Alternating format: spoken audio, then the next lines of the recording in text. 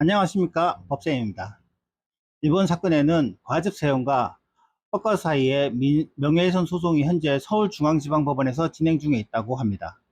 둘 사이에는 무슨 일이 있었는지 먼저 간단하게 살펴보고 어떤 부분이 누구에게 법 구조가 필요한지 살펴보겠습니다. 뻑과 사건의 개요입니다.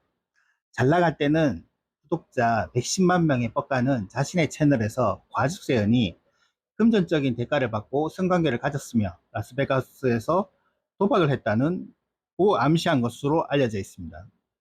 이 내용을 접한 과즙세연은 뻑가를 상대로 서울중앙지방법원에 민사소송으로 손해배상 3천만 원을 청구했다고 합니다.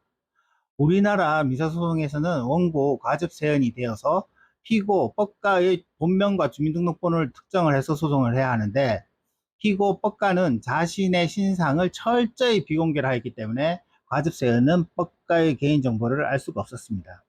그래서 과즙세연은 유튜브 채널 관리자에게 피고 뻑가의 신상, 즉 개인정보를 제공해 달라고 했습니다. 문제는 유튜브 채널 관리자는 구글이었고, 미국 법원을 통해서 구글에게 뻑가의 신원정보를 요청해 달라고 제출하였습니다. 뻑가의 신상이 특정되기 전부터 이 과즙세연의 소송은 국내 언론에 이미 알려져 있었습니다. 어떻게 언론이 뻑가의 소송을 할 수 있었을까? 이건 아마도 누설이 있었던 걸로 가능한데, 나중에 한번 살펴보도록 하겠습니다. 결국 구글에 담긴 뻑가의 개인정보를 넘겨받은 법원은 변론기일을 지정하고 과즙세연과 피고 뻑가에게 법원에 출석하라고 기일 통지했습니다. 서울중앙지방법원 민사 1005단독 소액 민사소액 임복규 판사는 과즙세연이 뻑가를 상대로 제기한 3천만 원 상당의 손해배상 청구 소송 변론기일을 2025년 7월 22일 오전 11시에 진행했습니다. 첫 변론기를 진행하면서 재판에는 양 당사자는 불출석했고 각 법률 대리만 출석해서 각자 입장을 밝혔습니다. 법가가 이것은 다 개인의 의견일 뿐 사실 적시가 아니었다 하는 입장을 밝혔고, 문제의 영상은 기존의 뉴스 보도, 온라인, 네티즌 반응 등을 종합해서 개인적인 의견을 덧받쳤을 뿐이다 하고, 사실을 단정하거나 적시할 목적의 영상이 아니었다 하고 밝히면서, 설령 모욕적 표현 역시 법적 판단을 받아보겠다 하면서 쟁점화시켰습니다. 재판부의 쌍방의 입장을 확인하면서 본격적으로 법리 다툼에 돌입했습니다.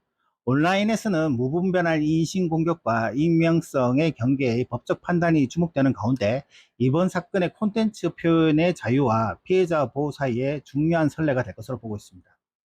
자, 여기서 이제 상황에서 쟁점되는 것들 한번 살펴보겠습니다. 첫 번째, 누가 과연 언론에 뻑가 소송을 흘렸나?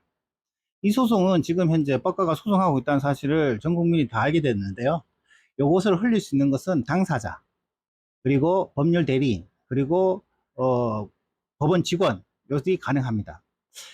지금 이 민사 소송은 개인 소송임에도 불구하고 이렇게 공론화 시키는 것은, 이것은 이 형사적으로도 문제가 될 수 있어요. 이제 이런 것들을 보면 주로 여성들이 이렇게 하거든요. 과거 박원순 시장 사건도 보면 그 사람이 했던 거는 성추행인데 요것을 공개적으로 그냥 발표물 해가지고 그 남자를 매장하려는 요런 형태의 소송을 하는 거 봤을 때는 요것은 전형적인 여성이 남성을 매장시키는 소송이다. 그래서 누가 흘렸는지는 아마 예상이 될 것입니다. 둘째, 이 사건은 민사 소액 사건임에도 불구하고 미국에서까지 소송을 벌리는 등 이 소송 비용이 청구 금액보다 더 큰 것으로 보입니다. 즉 배보다 배꼽이 더 큰 소송 사건. 목적이 돈이 아니라는 말이죠. 그래서 1번하고 2번을 결합시켜 보면 이 소송은 그냥 3천만 원 청구하는 것은 뻑가의 개인정보를 공식적으로 법을 통해서 받아내기 위한 방법이고, 여기에 대해서 지금 목적이 돈이 아니라는 거, 요것이 지금 요 청구 금액을 보면 알 수가 있습니다.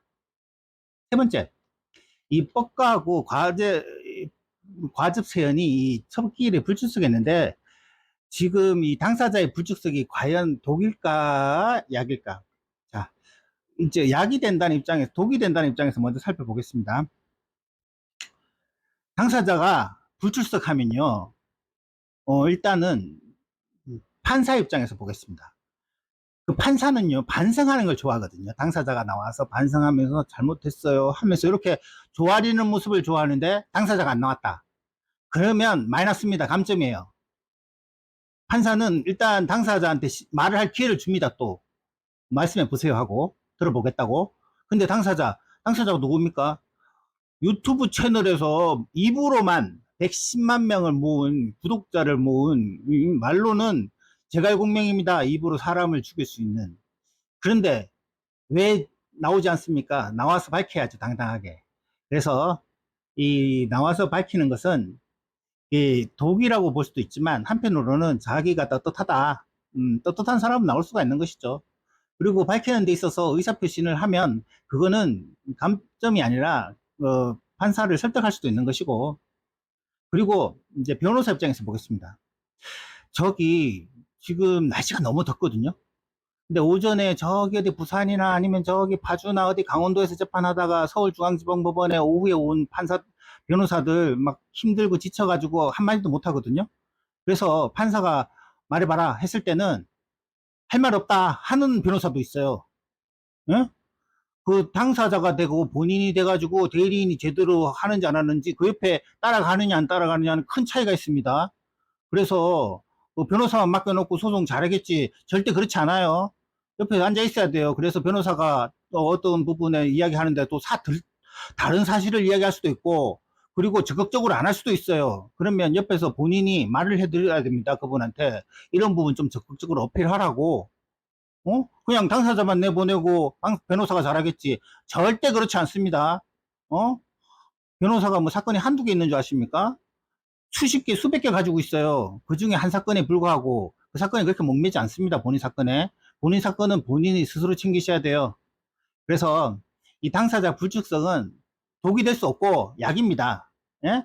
그 어차피 지금 그 법원에 개인정보가 제출돼 있기 때문에 그거는 벌써 변호사도 받고 법원 직원도 받고 본 사람이 많아요. 그래서 더 이상 이제 비밀로 될 수는 없는 노릇이고, 향후에 이 소송이 계속 벌어질 텐데 이런 식으로 하면 대응하기도 어려워집니다. 그래서 향후에는 반드시 출석해서 자신의 의사를 판사님한테 밝히고, 그리고 변호사한테도 적극적으로 어필해서 소송에서 불리하지 않도록 조심하십시오. 현재 이 소송들 보면 변호사만 다 출석시키고 당사자 안 나오는 경우 되게 많은데요. 그거 정말 안 됩니다. 변호사 옆에서 딱 붙어서 틀린 말 하면 딱딱 바로 잡아 주십시오. 네, 오늘 여기까지고 다음에 더 좋은 컨텐츠로 만나 뵙도록 하겠습니다. 감사합니다.